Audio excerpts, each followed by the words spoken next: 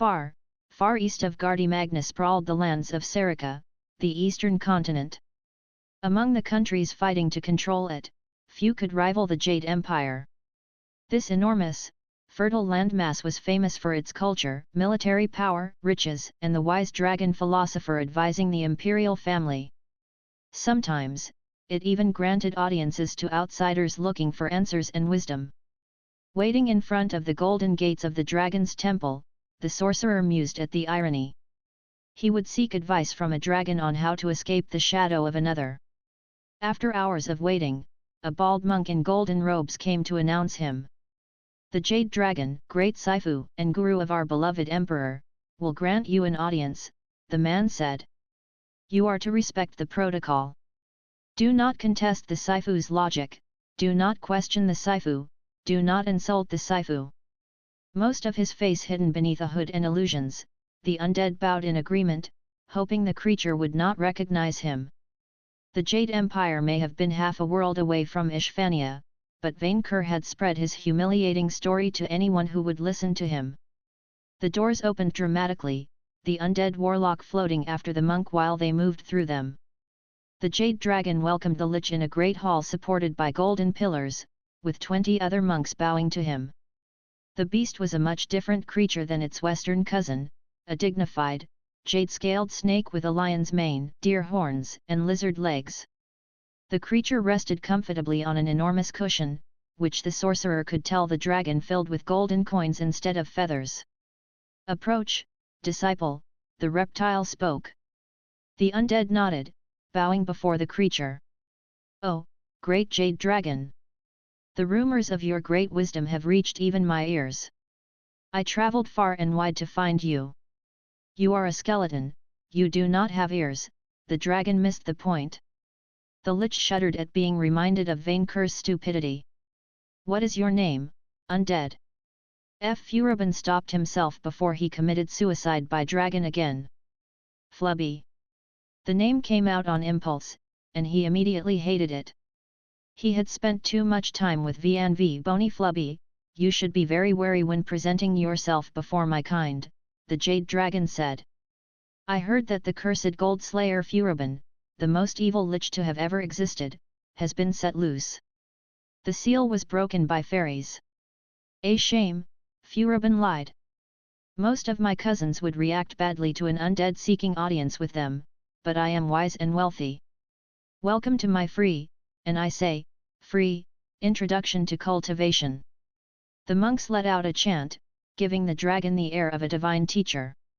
100 times your power, 100 times your magic, 100 times your life, the Jade Dragon shouted with passion. I, Master Jade, will teach my secret shortcut to cultivation mastery. So you can earn more wisdom than you could ever imagine. Furubin politely listened without saying a word, as he had been asked. I have been in your place, working hard, not getting what I deserve, the dragon ranted, clearly more interested in hearing himself talk than listening to the Lich's demand. But I invested in myself, in my knowledge, until I reached power you mortals can only dream of. Who here wants to cultivate immortality? This smelled like a scam of some kind, and Furubin didn't have a nose anymore. Yet the monk who introduced him knelt before the dragon, in awe of his presentation. If your thoughts are holding you back, then have faith. The dragon extended his tiny arms at the golden pillars. For I am rich. Do you want to be rich and immortal too? I already achieved immortality, the Lich pointed out. Undeath is not true immortality. Can you enjoy the taste of cattle now? The warmth of gold on your skin. It is true that Lichdom has weaknesses, Furubin admitted, having balked at the loss of certain fleshy bits before undergoing the procedure. But I made peace with them. Only because you have a poor manling's mindset, the dragon lambasted him. You must invest in yourself. I usually charge 50,000 gold coins to teach my secret cultivation techniques. If Furubin wasn't dead already, he would have had a stroke. That's theft, he couldn't help but complain. But today, I will exceptionally show you the way to enlightenment for 25,000 gold coins. which was still theft. Would you expect me, the inventor of cultivation, to teach the secrets of ultimate power for anything less? Would you? Furubin suddenly realized that the differences between Eastern and Western dragons were purely cosmetic. This snake oil pitcher advised the imperial family? How had this nation not collapsed already? The Lich turned to the monks, who whispered among themselves about the opportunity of 10 lifetimes. Clearly he wouldn't get any help from them. Oh, Great Dragon Super Saifu Guru Jade, or SSGJ, the dragon replied. With capital letters for each. I can tell the difference. If you wish to progress on the path of cultivation, you will have to learn proper etiquette first. Super Saifu Guru Jade, Furubin loathed saying every word. I suffer from a disease called Stockholm Syndrome, which can affect even the undead. I began my quest to cure it weeks ago, visiting villages, fetching items for wizards, until a chain of deals led me to your doorstep. There is no disease which cultivation cannot cure, with hard work, gold and money. Great SSGJ, I have no interest in cultivation. As an undead, he would not get any of its benefits, if this meditation mumbo-jumbo was even real. I came to you looking for a cure. And only because his own magical research failed to get results. And when you have this cure, what will you do?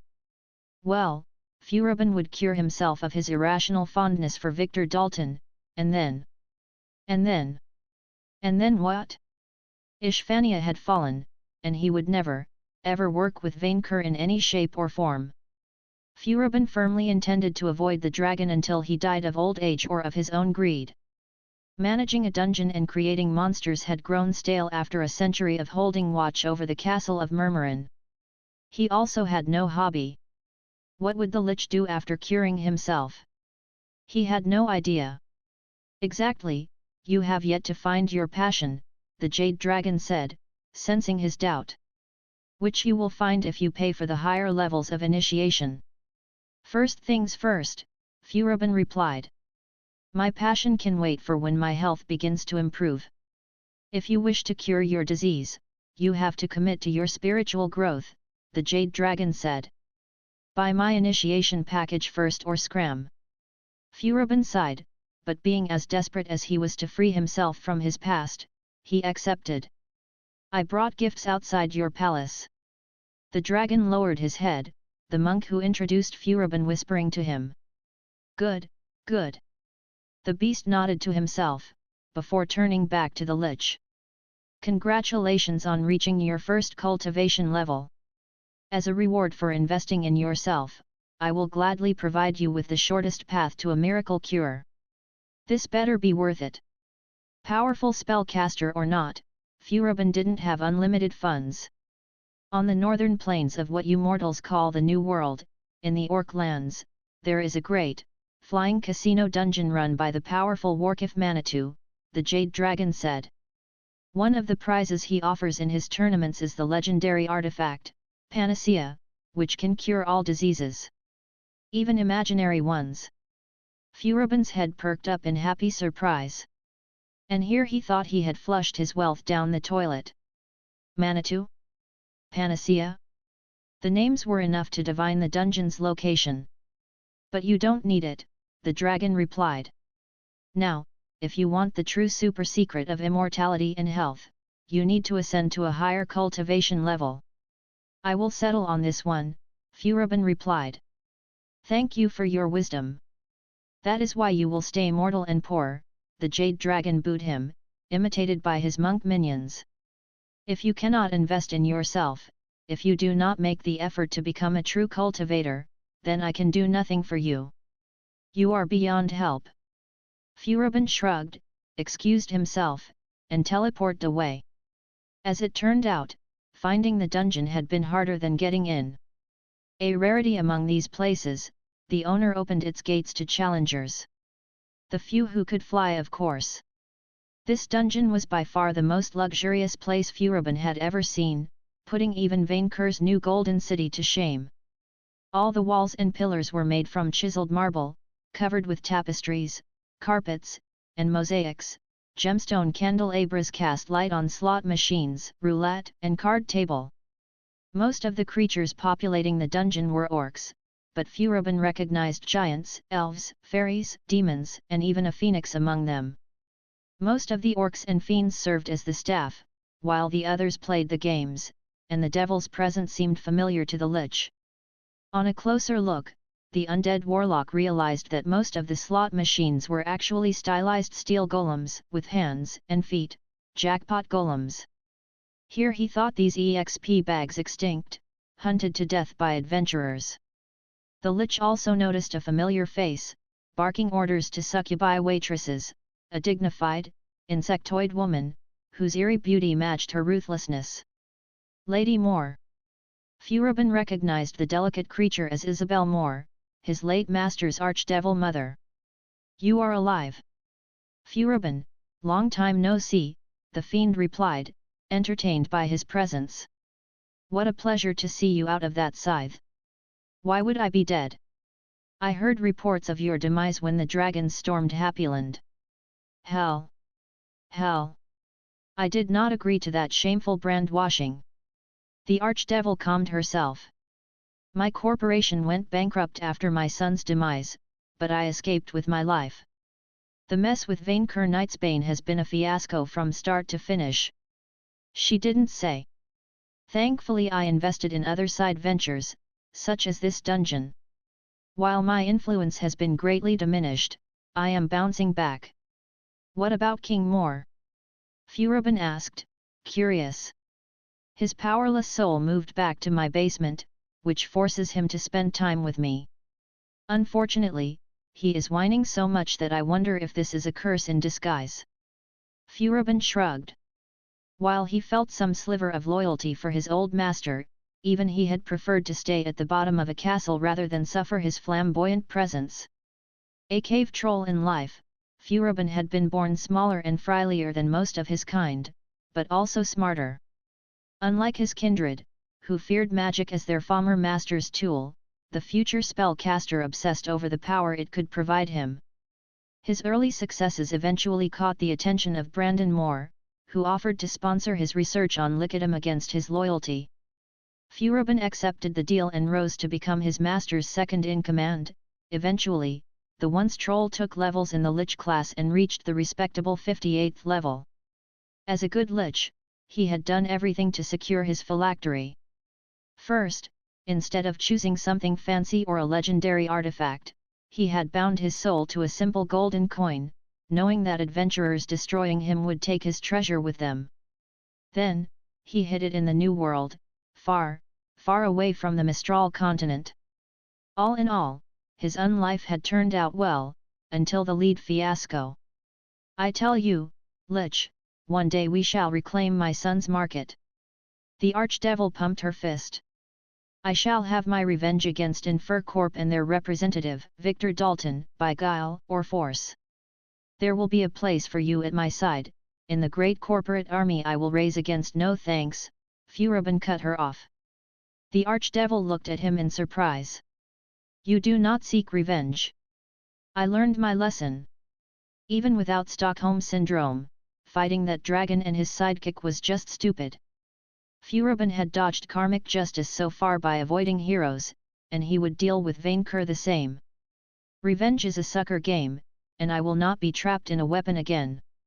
Coward! After all that my son did for you, if you wish to confront them, and you will have my sympathy if you try, do not cry over the resulting disaster." Isabel snorted arrogantly. "If you are not here to pledge allegiance, then what do you want? To challenge the dungeon boss? Manitou? You will find him at the card table." Isabel Moore glanced in one direction. "My door remains open if you change your mind about Ishvania. I could make use of your magical expertise." "Thank you," the Lich replied, although his decision was set in stone. "Allow me to return the favor by giving you advice on your situation. To cut my losses and hide.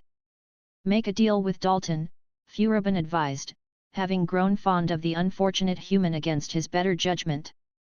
"You have more to gain by working with him than against him.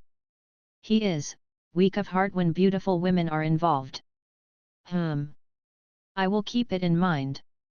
Furubin then moved to the card table, almost immediately recognizing Manitou on sight, an obese, monstrously tall, tusked orc with vague goblin-like features. The green-skinned monster dwarfed his competitors in size, shamelessly flaunting his wealth by wearing dozens of necklaces, rings, a crown, and other flashy accessories. "Oh, you are the new challenger," the massive orc said upon seeing Furubin approach, a fiend fawning him with a giant feather. "You face Manitou, the king of games." Furubin immediately cast advanced magic scan on him, trying to glean any information he could. Manitou HP, 4600/4600 SP, Infinite, Artifact. Type, Half-Goblin Orc Champion, Beast/Humanoid, Weak to, Manslayer, Beast Slayer, Lightning, Game Addiction. Approximative level, unknown. Classes identified: Gambler, Pro Gamer, Cartomancer, Beastmaster, Warkiff, unknown. Perks could not be identified, hidden by card trick. The boss of the Sky Casino, a nerd/weeb hybrid and one of the richest monsters in the world, owns an enormous collection of magical items and powerful artifacts. Manitou is obsessed with alien games from the world of Earth, which he makes real with powerful magic. "I have come for the panacea," Furubin said. "Give it to me." "I do not give nor do I trade, but I can wager," the Orc Lord replied, amused. "My panacea is a priceless item, I have a wealth of magic items to compensate you. But none of them as priceless to a Lich as their phylactery." The Orc immediately zeroed in on the undead's weakness. Furubin was in no hurry to become a slave again but decided to hear the creature out before blasting him to death. "At what game would I have to best you?" "The only games worth fighting your soul over." The Orc snapped his fingers, a fiend servant immediately teleporting to his side with a suitcase. The creature opened it before Furubin, revealing its content: decks of cards representing monsters, humans, and other creatures. Human children's card games. Furubin resisted the urge to put his hand on his skull. Typical orc. "But not any games," the boss doubled down. "Earth games, 3 of them. To gain the panacea, you will have to defeat me at Evolve Monsters, Magic the Joining, an Egyptian duel. And if you lose even once, getting rid of his last link to that dragon was worth almost any cost. I will also start any game with the powerful artifact Heart of the Cards activated," said the boss. "Which allows me to draw any card I wish from my deck, instead of drawing them in order." "What?" Furubin choked. "That's cheating." "I am the boss," the monster replied. "You did not expect the fight to be fair." Furubin suddenly wondered why bothering to play that game, when he could simply take the gift by force. With his magical might and immortality, he should crush that orc in no time. No. Too many times, the Lich had rushed into battle or committed stupid deeds on impulse. Turning the dragon's hoard to lead had been one, and antagonizing victor when he had nothing to gain had been another. He had to think tactically. Overpowered or not, a card was a card. Sound strategy would always prevail over cheating. "I will consider it," Furubin replied. "But I ask for time to learn the rules, and resources to build powerful decks first. I grant you 3 days." The orc grinned. "You shall have access to my entire card collection, except my Heart of the Cards.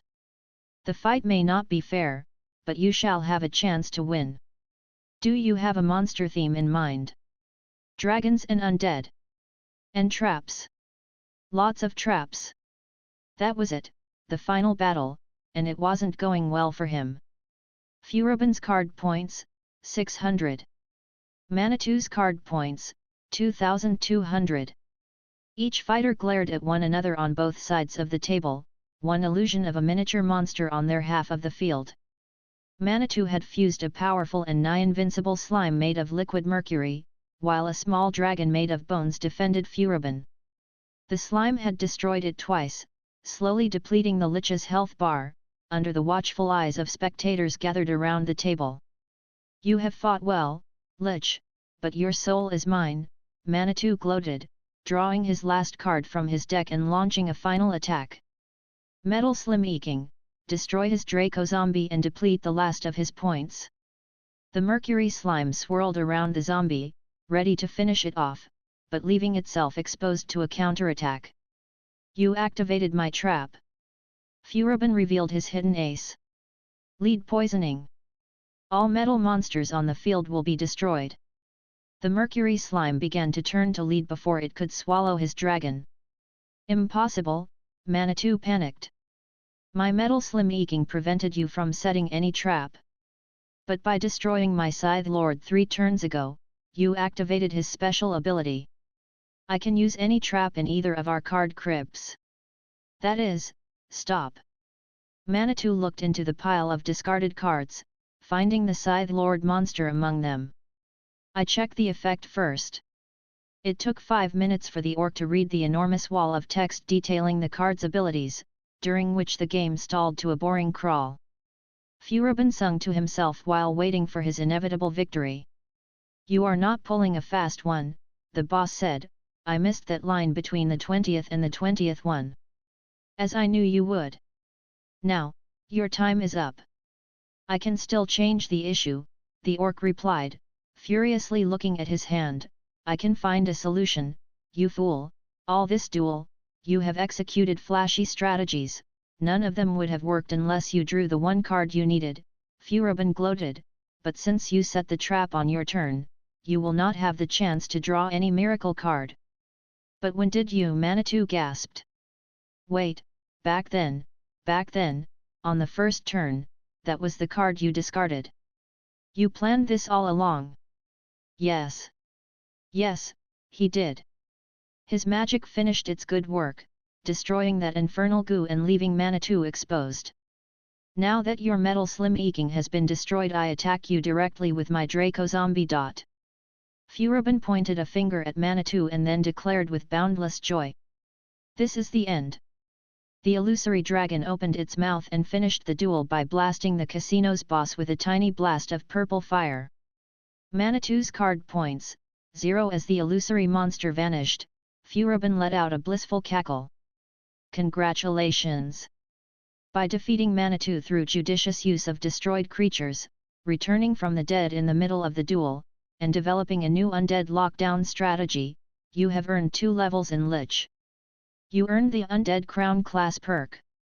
120 HP, plus 40 SP, plus 4 VIT, plus 1 AGI, plus 1 int.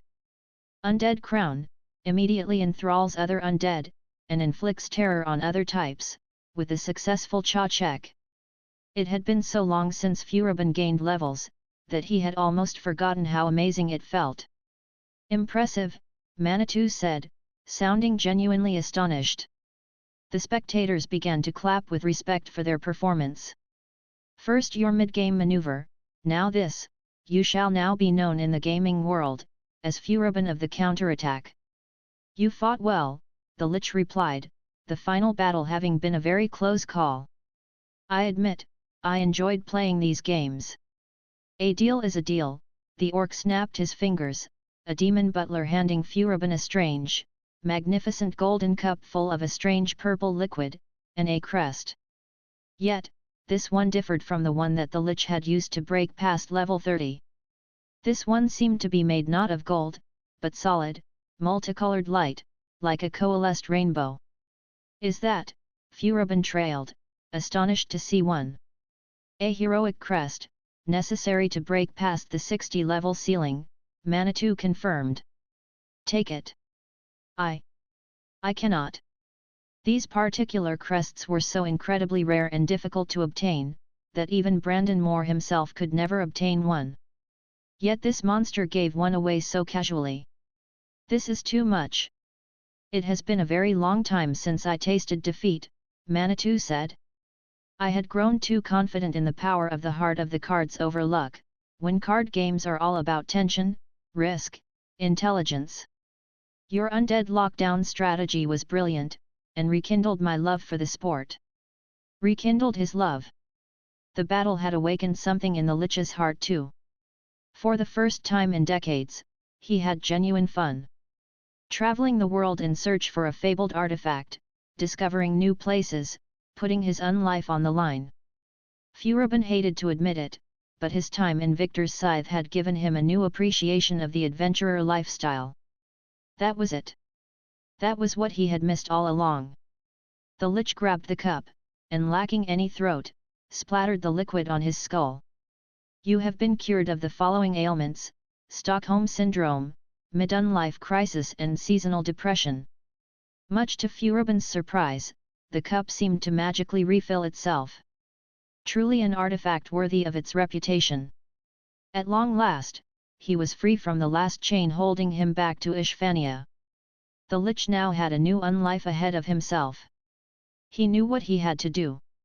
Next.